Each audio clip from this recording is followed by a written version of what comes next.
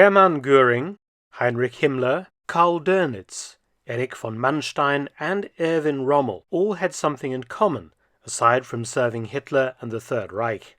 They were all recipients of Luftwaffe Pilot Observer badges. If you didn't know that Himmler, Rommel, or the others were pilots, don't worry, they were not. The only actual qualified pilot among the group was Göring, who was an air ace from World War I with 22 victories to his name. The others that I've named had flown a lot, but only as passengers and not as pilots. Though in fairness it must be pointed out that in 1943 British Prime Minister Winston Churchill, an honorary Air Commodore in the Royal Air Force Volunteer Reserve, was officially awarded pilot's wings, basically for being a passenger of lots of times flying around the world, visiting troops and meeting generals. So Himmler, Rommel, and the others being awarded pilots' badges when not actual qualified pilots was not limited to Nazi Germany. In fact, the person handing out the badges was none other than World War II's King of Bling and Prince of Pretentiousness, Reichsmarschall Hermann Göring, whose fascination with medals and decorations was practically insatiable. The fact that Göring had earned a handful of serious combat decorations in the first unpleasantness, including the Iron Cross First and Second Class, a Wound Badge, and the Pour le Mérite, Imperial Germany's preeminent award for gallantry and meritorious service, was by the by. Once the Nazis came to power and Göring was appointed head of the Luftwaffe, he assiduously lobbied for more awards. Not satisfied with the Knight's Cross, Germany's highest award, in 1939, he managed to have himself awarded an even higher version, the Grand Cross of the Iron Cross, being the only recipient to receive this award in World War II. He also shamefully suggested to foreign nations that he should receive this or that honour, in this manner receiving high awards from Bulgaria, Finland, Hungary, Italy, Sweden, and Japan. When a new combined Pilot's Observer badge was being designed for the Luftwaffe to replace two separate obsolete awards in the mid-1930s, Göring also took the original design and improved on it to create a much more flamboyant version that would become a state decoration. The standard Pilot Observer badge was of course a qualification award for pilots and observers that they wore on the left breast of their tunics. It consisted of a golden wreath with a silvered Luftwaffe eagle clutching a swastika in its talons. Göring conceived of an improved version of the badge not as a qualification, but instead as a personal award or token of appreciation from Göring himself to those who had done some special service for the Luftwaffe, resulting in the Pilot Observer badge in gold with diamonds. Very special thanks to Rock Island Auctions for the following photographs. For more, check out their website, link in the description box. The same dimensions as the ordinary badge, being 2 inches tall and 2 1/4 inches wide. The wreath, half laurel and half oak, was of gold, on a platinum frame, and the eagle and swastika solid platinum. The body of the eagle set with 86 small diamonds, the swastika having a further 17 diamonds set into it, the badge weighing 43 grams. On the 11th of November 1935, even before the first of the ordinary Pilot Observer badges had been awarded to Luftwaffe aircrew, Göring presented the first of these special awards to General Walter Wever, Chief of the Luftwaffe General Staff, and General der Flieger Erhard Milch of the Reich Aviation Ministry. Needless to say, Göring also presented one to himself. Göring had this award raised to the status of an official state award in 1939 with the outbreak of World War II, and normal recipients had to be pilots, either civilian or military qualified, or in some cases they could also be glider pilot qualified. On receipt of the award, they would wear it in the place of their ordinary pilot's badge. And interestingly, upon death of the recipient, the badge had to be returned to Göring.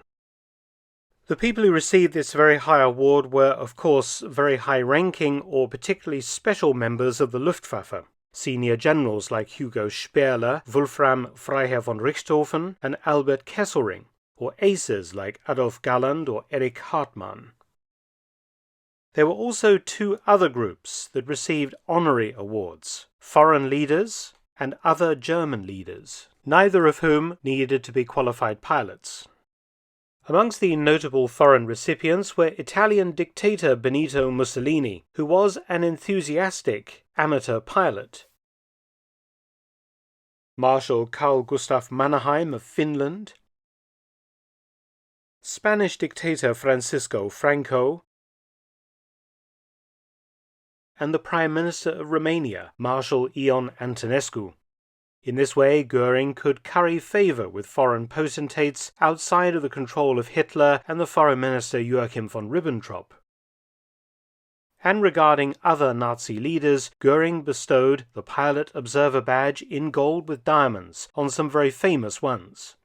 For example, Grand Admiral Karl Dönitz, chief of the Kriegsmarine, SS Oberstgruppenführer Sept Dietrich, one of the highest-ranking SS generals, Hitler's Commando Extraordinaire SS Sturmbannführer Otto Skorzeny,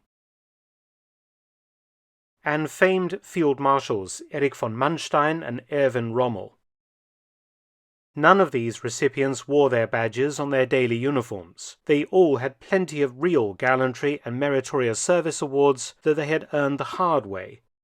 But one other recipient seemed to be particularly enamored of this badge and wore it regularly on his uniform for the rest of the war, and that man was Reichsführer SS Heinrich Himmler. Himmler, unlike the other honorary recipients, had never earned any medals or badges for valor or military service. His ribbon bar contained only long service awards, the SS and Nazi Party, and a few standard service medals. And the badges worn on his left breast were the German Sports Badge in silver, a very common award, and the Golden Party Badge, for service, of course, to the Nazi Party. The glamorous Pilot's Badge made a nice addition to Himmler's tunic, and I'm sure he enjoyed wearing it, sitting comfortably in his personal Focke-Wulf FW-200 Condor airliner, or when making slightly less comfortable trips aboard his Fieseler Fi-156 Stork liaison plane, sitting behind the pilot. The firm of Rudolf Stübinger manufactured 70 of these badges, and further research has shown that recipients actually received two versions each: the valuable presentation piece for dress uniforms, and an everyday version made of ordinary metals and with imitation diamonds. These badges, mostly of course belonging to former members of the Luftwaffe, have occasionally turned up at auctions, either from the estate of World War II recipients or as a result of having been looted by US troops at war's end and brought home as souvenirs. Göring's badge was among his medals sent to London for destruction or sale by the British following the Nuremberg trial in 1946. A collector, Eric Campion, well known to London jewellers and collectors, was given a tip-off about the Pilot's Observer's Badge in gold with diamonds, and he bought it straight away, eventually tracking down all of Göring's other medals and many of his foreign decorations which had been sent to the UK. However, his very valuable Grand Cross of the Iron Cross, Knight's Cross and Pour le Mérite was stolen by Göring's translator Major Paul Kubala during his imprisonment, and they eventually turned up via Kubala's son in the 1960s. They are believed, unfortunately, to have been destroyed in a fire sometime later. Regarding Eric Campion, his collection of Göring's badges and medals was donated to the RAF Museum at Hendon in London in 1982, where it's currently on public display. The original Pilot's Observer Badge in gold with diamonds is not amongst the collection at Hendon today. It was sold to a US collector before the donation of the other medals to the museum and hasn't been seen since. An authenticated Pilot's Observer Badge in gold with diamonds was sold in December 2013 by Rock Island Auctions for $51,750, and 11 years later I'm sure are worth considerably more than that today. But beware, as with everything about Third Reich Militaria, plenty of fakes abound, not least Otto Skorzeny's Pilot's Observer Badge in gold with diamonds, which has been sold several times at auction, though in the opinion of some experts is indeed a very good copy.